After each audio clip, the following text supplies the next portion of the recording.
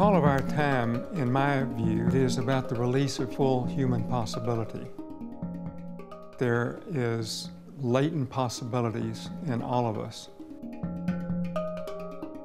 We're not adequate to meet the complexity that we're facing with the old way of learning. When we operate in normal ways in a team or an organization, there are boundaries between people. We consider ourselves as separate. The fact is that if members of a team learn certain core practices, they can break those boundaries between one another and operate as a single intelligence, which is much more powerful than just one person.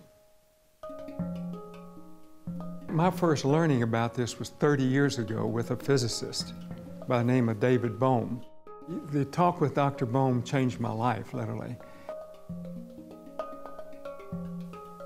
He said, if you break the boundaries between these people, they will be able to operate as a single intelligence for the good of their organization or their community.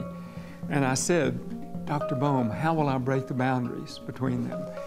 And he put his arm around me and he said, Mr. Jaworski, that's for you to determine. I went out and walked home from his office and sat down under a big oak tree in Hyde Park and began thinking, how will I do this? I wanted to answer his question, how to break the boundaries. And it just suddenly occurred to me, take people in nature. I learned then the power of nature as a teacher. And it's the one thing after 30 years, all of the people that have gone through that are now established leaders in their respective organizations, government, NGOs, CEOs of big companies, they all point to that one element of the program. That's the one they remember. And that's the one they said had more power. The process is called the U process for heuristic discovery. It has three major elements in it. One is to understand the current reality in a deep way. So one has to have an immersion in what the current reality is that exists now. The second is to learn this way of going deep within and connecting to the tacit knowing you have.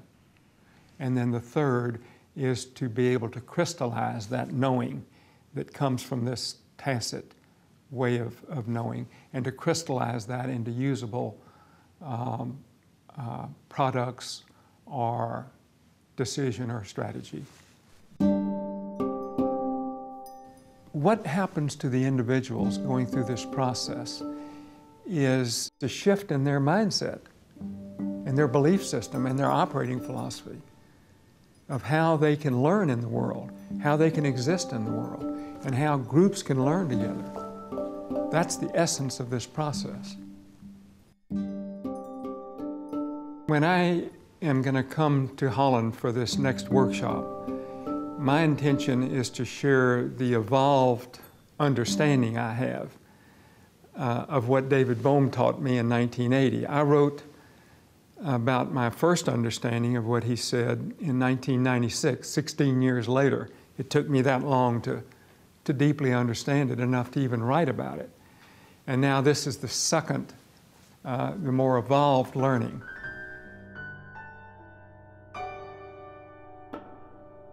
I don't think there's a lot of time to waste. We need to begin now.